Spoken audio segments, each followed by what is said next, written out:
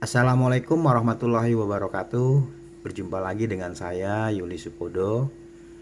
Apa kabarnya? Semoga semua baik-baik saja ya. Pada hari ini kita akan bahas tentang pendirian firma. Firma itu usaha yang didirikan oleh dua orang atau lebih gabungan gitu ya. Eh, kita akan bahas tentang tata cara pendirian dan ketentuannya yang berlaku, kemudian syaratnya ya. Seperti biasa, mari sebelum kita mulai acara ini, kajian ini, kita berdoa dulu ya guys. Bismillahirrahmanirrahim. Semoga pertemuan ini berjalan lancar. Simak terus videonya sampai selesai. Terima kasih. Firma itu berasal dari bahasa Belanda, yaitu Vennootschap ya, Vennootschap onder firma atau VOF ya. Nah, perserikatan artinya perserikatan dagang antara beberapa perusahaan atau sering juga disebut FA. Ya, kedua, firma juga biasa disebut sebuah bentuk persekutuan untuk menjalankan usaha antara dua perusahaan atau lebih dengan memakai satu nama bersama. Yang ketiga, pemilik firma terdiri dari beberapa orang atau perusahaan yang bersekutu dan masing-masing anggota persekutuan menyerahkan kekayaan pribadi sesuai yang tercantum dalam akta pendirian perusahaan. Nah, misalnya begini ya guys, contohnya kalau ada sebuah perusahaan A gitu ya, dia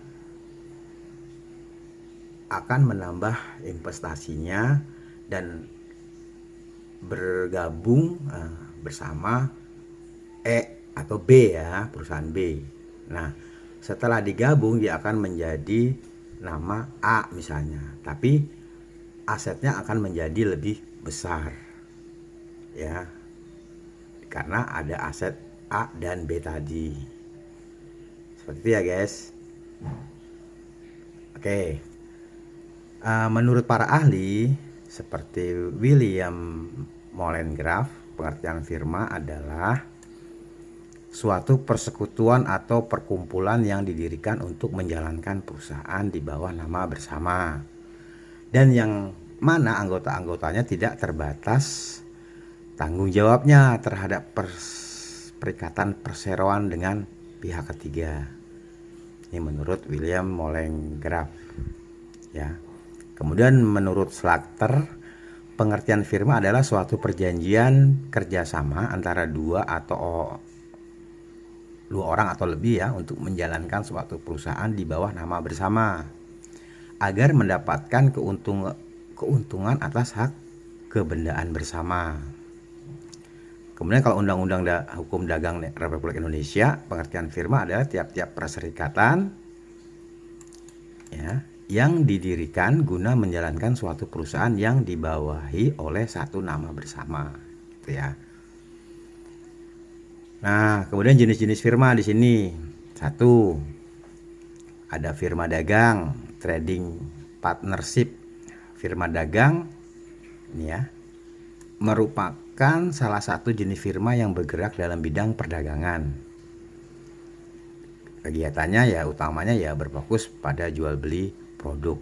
Contohnya saja seperti firma Nike ya, Nike, Diadora, Crocs dan lain sebagainya, itu namanya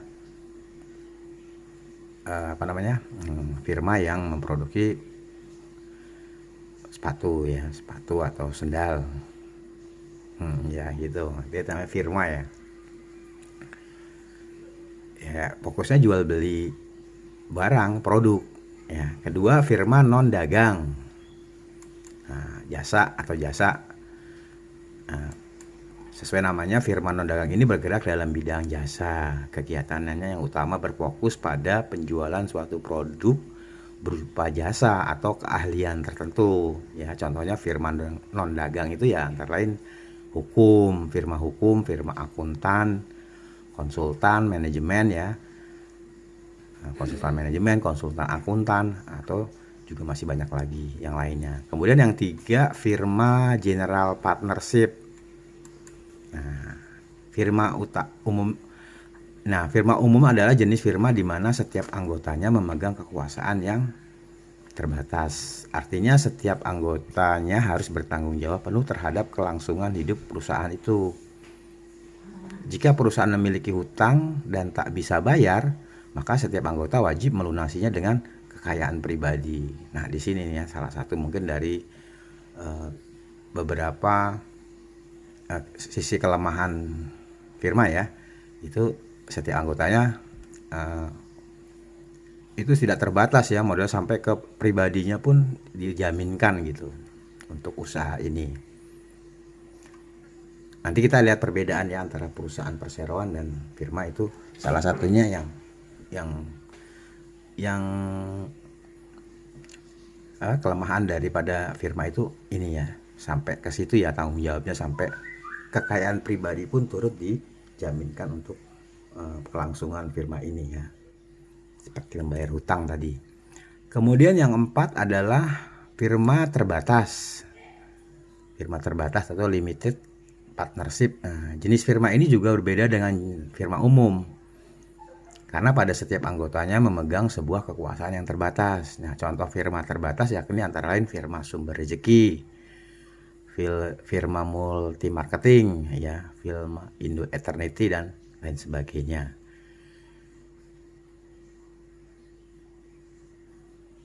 Nah, itu firma yang setiap anggota memegang sebuah kekuasaan yang terbatas.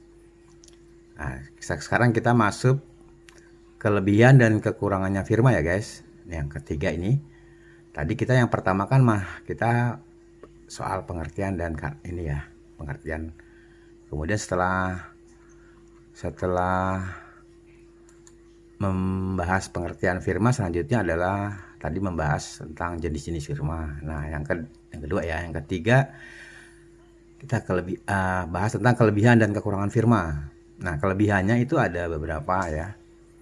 Kelebihannya itu ada 6 poin di sini secara umum ya dituliskan. Dan nomor 1, setiap pengelolaan badan usaha firma lebih berprofesional. Nah, ini kelebihannya nih, profesional karena punya full tanggung jawab ya, karena full kekuasaan dan full tanggung jawab tadi, tanggungan, jadi dia pengelolaannya lebih profesional ya, karena adanya pembagian tugas yang jelas untuk setiap struktur organisasinya. Artinya udah ada pembagian yang jelas dari setiap bidangnya dan organisasinya, itu udah ada tanggung jawabnya. Yang kedua, modal awal untuk membangun firma terbilang besar karena berasal dari patungan setiap anggota yang tergabung dalam firma. Oke. Yang ketiga, pemilihan pemimpin berdasarkan kemampuan dan keahliannya masing-masing. Bahkan biasanya pada badan usaha firma memiliki lebih dari satu pemimpin. Ya. Jadi kelebihannya itu dari setiap firma itu punya bisa 2-3 pemimpin ya. Bos gitu ya. Nah, karena berdasarkan kemampuannya, keahliannya masing-masing ya. Yang keempat, pembagian keuntungan berdasarkan modal awal yang disetor, sehingga sistemnya menyerupai penanaman saham. Bedanya, semua anggota yang menanamkan modal di firma ini berhak aktif untuk mengelola jalannya perusahaan. Artinya nanti pada firma ini kan terbentuk dari beberapa orang ya, 2 atau lebih. Nah, masing-masing anggotanya itu menyetorkan modal ya. Nanti pada saat berjalan dan menghasilkan laba, pembagian labanya itu dibagi berdasarkan porsi investasinya, sesuai porsinya ya. Nah, sesuai porsinya ya, menyerupai saham seperti itulah. Nah, bedanya semua anggota yang menanamkan modal ini nanti berhak aktif, artinya boleh bekerja mendapatkan gaji. Nah, nanti yang tidak aktif pun diperhitungkan ya, tidak digaji gitu. Hanya mendapatkan rasio laba aja sesuai investasinya. Tapi Intinya boleh bekerja, boleh aktif dan mendapatkan gaji. Oke, yang kelima, karena adanya akte notaris maka mudah untuk mendapatkan pinjaman modal jika memang membutuhkan modal yang sangat besar. Nah, ini kan dipayungi dengan akte notaris ya, sah gitu ya secara administrasi negara, izin, maka dia berhak mendapatkan pinjaman modal jika diperlukan ya, meskipun itu modal yang sangat besar oleh perbankan.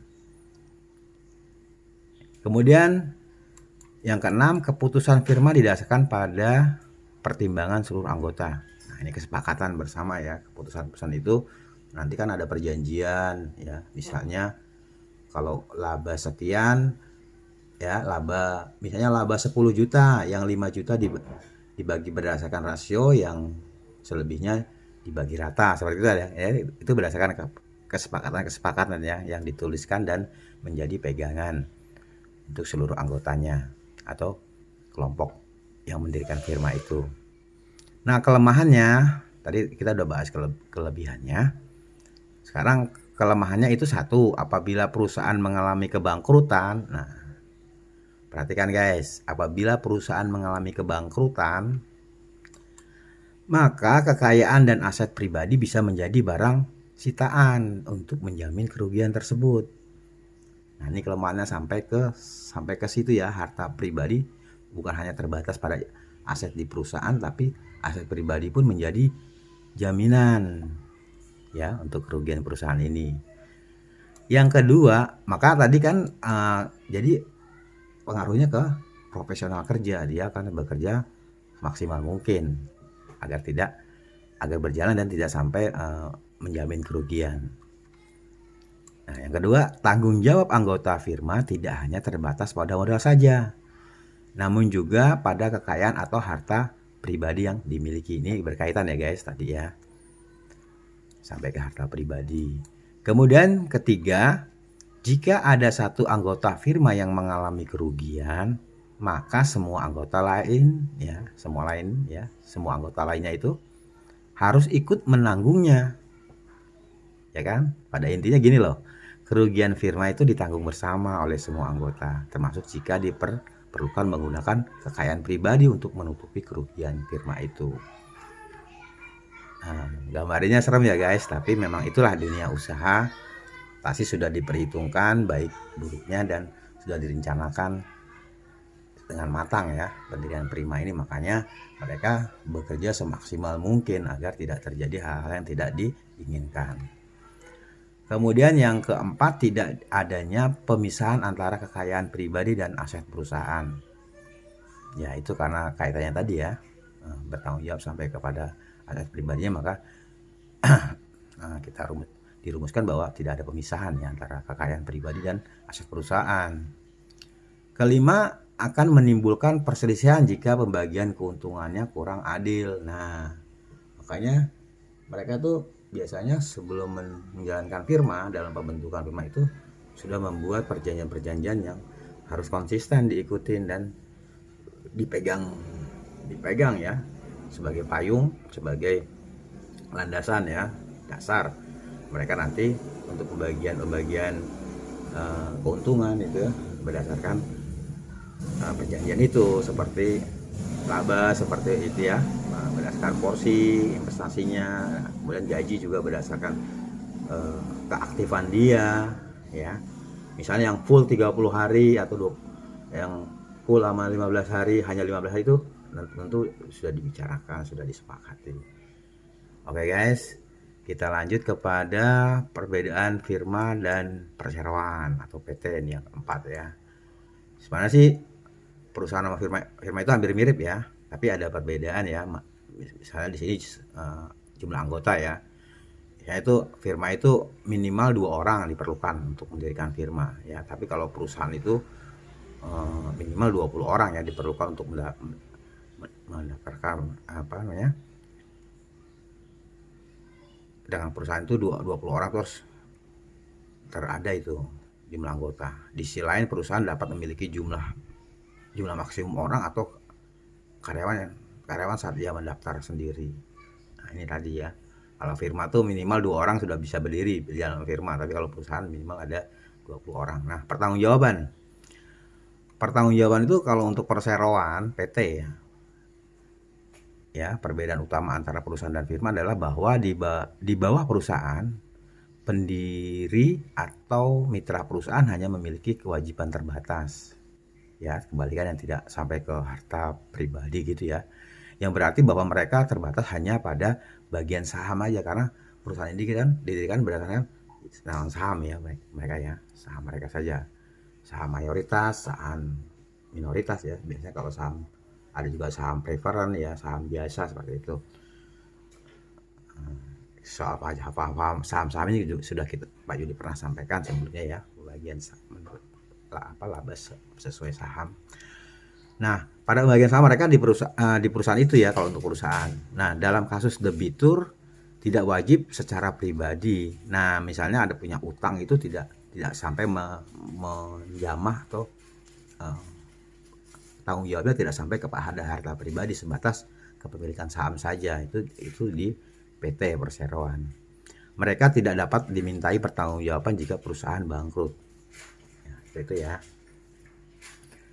Beda sama firma. Firma itu harus bertanggung jawab semuanya. Kemudian firma ya, di sisi lain firma ini memiliki kewajiban yang tidak terbatas dan mungkin secara pribadi bertanggung jawab atas kepemilikan pribadinya dia. Jika perusahaan gagal membayar utang, ini adalah salah satu kelemahan utama dari sifat firma. Nah, tadi Pak Yudi disebutkan di awal, kalau firma itu punya hutang, itu sampai hartanya pribadi menjadi jaminannya. Nah, kemudian kepemilikan saham. Nah, kepemilikan saham ini pada perseroan terdaftar adalah pemegang saham di perusahaan, mungkin saja bukan karyawan ya. Nah, perusahaan ini sementara kalau firma itu istilah lain merupakan kepemilikan perseorangan atau sifat kemitraan yang mungkin sedikit berbeda dari pemangku kepentingan dan pemegang saham ya. Nah, di bawah firma yang memiliki jumlah individu yang lebih rendah, mitra memiliki kekuatan lebih besar. Nah, di bawah firma yang memiliki jumlah individu yang lebih rendah mitra memiliki kekuatan lebih besar atau untuk mempengaruhi pengambilan keputusan di perusahaan jika dibandingkan dengan operasi perusahaan. Nah, di bawah firma itu ya pemilik memiliki jumlah individu yang lebih sedikit ya, tapi memiliki kekuatan lebih besar untuk mempengaruhi pengambilan keputusan. Itu tergantung besar kecilnya investasi yang diberikan. Oke, kemudian laporan tahunan, ini soal kepemilikan saham ya. Kemudian kalau yang laporan tahunan yang soal laporan ya, melaporkan kegiatannya itu kalau perseroan ini pelaku usaha tidak terdaftar sebagai perseroan terbatas publik. Ini kalau untuk perseroan nih. Jadi dia publik diwajibkan untuk mengikuti kebijakan perusahaan terbuka dan diwajibkan untuk mengungkapkan hasil dan penerbitan laporan tahunan untuk investor dan pemegang saham publik. Nah, pada firma tidak diharuskan untuk mengungkapkan informasi keuangan mereka kepada pihak eksternal. Artinya gini guys, kalau di perusahaan atau di perseroan itu laporan keuangan menjadi keharusan untuk mengungkapkan hasil kinerjanya atau laporan keuangannya kepada publik ya, terutama di investor dan pemegang saham publik yang saham di perseroan tersebut ya, yang menanam saham di perseroan tersebut. Nah, kalau di firma itu tidak diharuskan untuk mengungkapkan informasi atau kinerja melalui laporan keuangan itu kepada pihak-pihak eksternal ya, atau pihak ketiga, dan mereka tidak diharuskan untuk mempublikasikannya laporan apapun itu ya, karena mereka sifatnya firma, hanya terbatas pada kelompoknya saja. Oke guys, sekarang yang kelima ya, karakteristik firma. Karakter ya. Yang karena ini kita lihat dari setiap anggota saling mewakili ya, mutual agensi, yang berarti satu, badan usaha firma didirikan oleh 2 orang atau lebih dalam suatu perjanjian. Nah, setiap anggota yang menjalankan usaha firma merupakan wakil dari anggota firma lain apabila ada salah seorang, ya, ada salah seorang apa yang kira dulu lanjutannya. Nah, ada salah seorang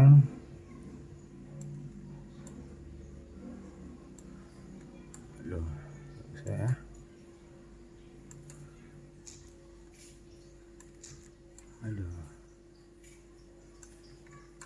ya Allah, susah amat ya. Nih, Pak Yuli ulangi ya. Badan usaha firma didirikan oleh 2 orang atau lebih dalam suatu perjanjian. Nah, setiap anggota yang menjalankan usaha firma merupakan wakil dari anggota firma yang lain. Apabila ada salah seorang anggota beroperasi dalam bidang usaha firma, maka secara tidak langsung anggota tersebut mewakili anggota firma secara keseluruhan. Ya.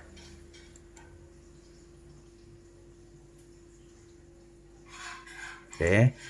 Kemudian yang ini tentang karakteristik firma yang kedua, tiap anggota firma memiliki perwakilan atau keagenan secara bersama. Nah, kepemilikan firma bersifat kepentingan bersama. Kegiatan yang dilakukan usaha firma meliputi usaha berskala kecil maupun skala besar. Ini ya karakteristik firma. Kemudian yang ketiga, dalam persekutuan firma hanya terdapat satu macam sekutu, yaitu sekutu komplementer atau firman sekutu. Nah, komplementer ini menjalankan perusahaan dan mengadakan hubungan hukum dengan pihak ketiga sehingga bertanggung jawab pribadi untuk keseluruhan. Kemudian yang keempat, pasal 17 ya, Kitab Undang-Undang Hukum Dagang menyebutkan bahwa dalam anggaran dasar harus ditegaskan apakah di antara para sekutu ada yang tidak diperkenankan bertindak keluar untuk mengadakan hubungan hukum dengan pihak ketiga. Nah, ini di pasal 17 ORE menyebutkan bahwa ini ya, di antara para sekutu itu juga tidak diperkenankan bertindak keluar ya, maksudnya ke eksternal gitu, menjalin hubungan dengan pihak ketiga, mengadakan hubungan hukum ya. Yang kelima, meskipun sekutu kerja tersebut dikeluarkan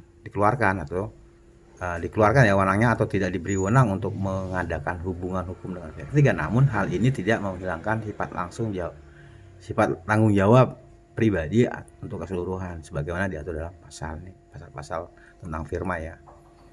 Oke, jangka waktu ya. Sekarang jangka waktu keanggotaan atau firma didirikan oleh beberapa anggota pemilik yang umur terbatas ya. Umur kepemilikan firma itu terbatas. Artinya adalah jika ada anggota yang keluar, berarti firma tersebut dinyatakan membubar secara hukum. Nah, apabila ada anggota baru yang bergabung, firma dinyatakan masih beroperasi. Yang kedua, keanggotaan firma sangat mengikat dan berlaku seumur hidup keanggotaan firma ya. Dalam firma, tiap anggota mempunyai hak untuk membubarkan firma. Pembubaran persekutuan firma akan terjadi jika salah satu anggota mengundurkan diri atau meninggal. Nah, sebenarnya sih bisa berlaku seumur hidup, tapi kalau dia mempunyai hak untuk membubarkan firmanya atau anggotanya mengundurkan diri ya, atau meninggal itu boleh-boleh saja, tidak menjadi anggota firma lagi. Tapi sepanjang dia belum mengundurkan diri atau meninggal, itu bisa menjadi anggota firma. Nah, proses perubahan firma, maksudnya proses pembubaran firma ya. Proses pembubaran firma itu diatur dalam ketentuan pasal 1646 sampai dengan pasal 1652. Ini Pak Yuli nggak hafal nih, Kitab Undang Hukum Dagang ya, Perdata ya, Kitab Perdata dari pasal 31 sampai dengan pasal 35 ini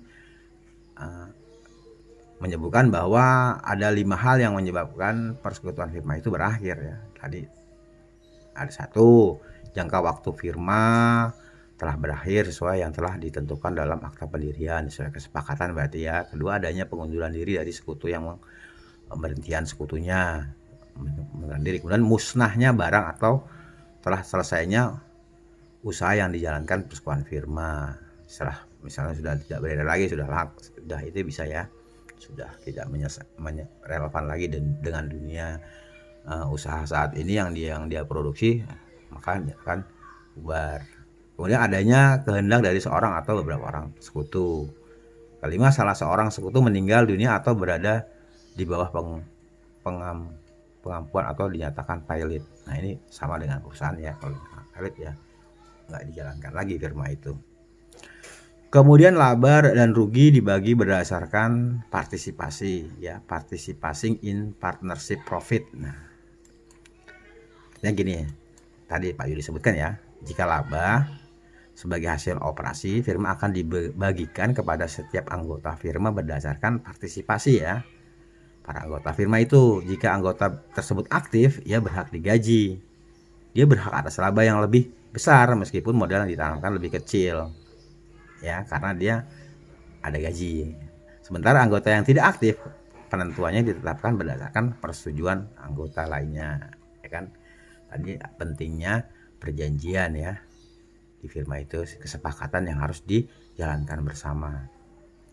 Ia melaksanakan firma itu berdasarkan kesepakatan tadi, ada perjanjian mengikat gitu ya, untuk dilaksanakan secara konsisten agar tidak terjadi perselisihan di dalam pelaksanaan dan pembagian laba.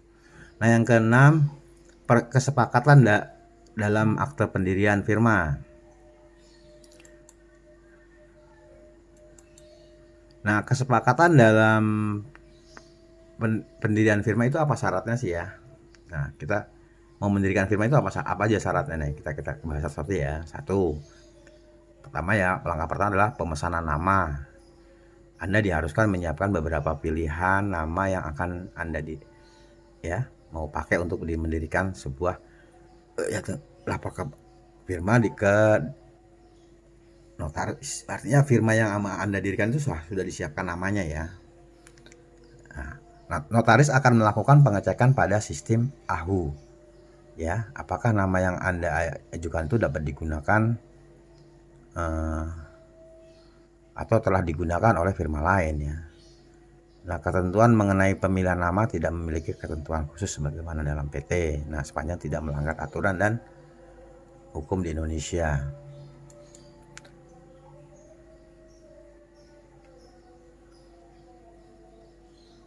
Nah, tadi ya. Kemudian yang kedua adalah pembuatan akte oleh notaris ya. Di pasal 22 Kitab Undang Hukum Dagang menyebutkan bahwa firma harus didirikan dengan akta otentik ya. Akan tetapi ketiadaan akta demikian tidak dapat ditemukan untuk merugikan pihak ketiga. Nah, prakteknya dewasa ini kan pendirian firma haruslah menggunakan akta notaris karena firma harus terdaftar dalam sistem AHU. Ya, bisa online juga bisa ya, dan salah satu syarat pendaftaran adalah telah memiliki akte pendirian yang dibuat oleh notaris. Oke, selanjutnya dalam tahap ini ada beberapa syarat yang harus sudah ada dilengkapi dengan diantaranya adalah ya, satu, identitas persero.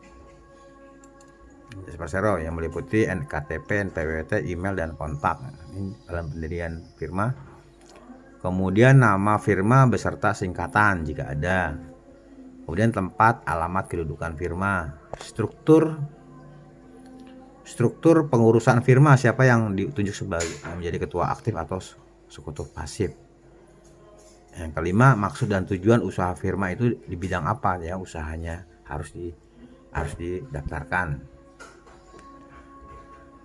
Oke, kemudian yang kedua ya, soal pembuatan akta notaris. Yang ketiga, penandatangan akta notaris dan permohonan SKT AHU, surat keterangan AHU. Nah, AHU ini, para pihak yang namanya dicantumkan sebagai pendiri dan pemegang saham. Dalam akte firma diharuskan hadir untuk menandatangani ya guys akte ini, karena apabila berhalangan maka dapat dikuasakan kepada pihak lain. Ya, artinya apabila pada penandatanganan ini, apabila anggota firma ini tidak berhalangan maka dapat dikuasakan kepada pihak lain dengan surat kuasa tertulis. Nah, notaris akan memproses pengesahan pendaftaran firma ini dan mengajukan surat keterangan terdaftar ya, SKT, surat keterangan terdaftar melalui sistem AHU. Oke. Sekarang yang keempat ada proses pengajuan pendaftaran NPWP Badan Hukum Firma. Nah, nanti dibuatkan NPWP-nya yang Badan Hukum Firma ya. Permohonan pengajuan NPWP firma ini dapat diajukan melalui KPP di alamat kedudukan firma ya, ke kantor pajak Pratama ya.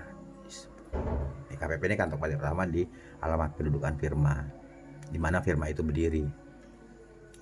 Kemudian yang kelima, pendaftaran ini ya bisa melalui online single submission. Pada proses ini Anda dapat mengajukan beberapa izin, diantaranya misalnya NIB ya, nomor izin berusaha, izin usaha ya. Permohonan izin tersebut dapat Anda lakukan juga bisa melalui sistem online ya, online single submission. Ya, sudah mau selesai ya cara pendirian firma ini. Nah, sekarang kita bahas tentang berakhirnya firma. Nah, proses berakhirnya firma itu atau pembubaran firma itu ya, tata caranya tadi sudah lengkap ya dalam pasal 1646 sampai dengan 1652 KUHP Perdata, dan pada pasal 31 sampai pasal 35 KUHD. Nah, pasal 1646 KUHP Perdata menyebutkan bahwa ada 5 hal yang dapat menyebabkan berakhirnya suatu firma, yaitu 1. Kehendak dari seorang persero atau kesepakatan bersama para persero. 2. Jangka waktu firma berakhir sebagaimana ditentukan dalam akte pendirian. 3. Musnahnya barang atau usaha yang dijalankan dalam firma telah selesai diselesaikan. 4. Salah satu persero mengundurkan diri atau adanya pemberhentian dari persero. Nah, anggota tadi meninggal dunia atau berada di bawah pengampuan atau dinyatakan valid dalam putusan pengadilan. Nah, gimana guys? Pak Yudi sudah menjelaskan tadi ya, sudah menerangkan, mempresentasikan gimana caranya pendirian firma ini ya. Diharapkan kalian sudah dapat mengerti ya tentang syarat dan ketentuan pendirian firma ini sampai mendiri sampai saat bubarnya ya. Sudah Pak Yudi sampaikan ya. Ya, semoga video ini bisa bermanfaat dan membantu kalian semua ya untuk mendirikan tahu cara pendirian firma sampai pembubarannya, ya, pembagian labanya dan pembubarannya ya. Baik, terima kasih atas perhatiannya. Sampai ketemu pada video berikutnya. Bye. Assalamualaikum warahmatullahi wabarakatuh.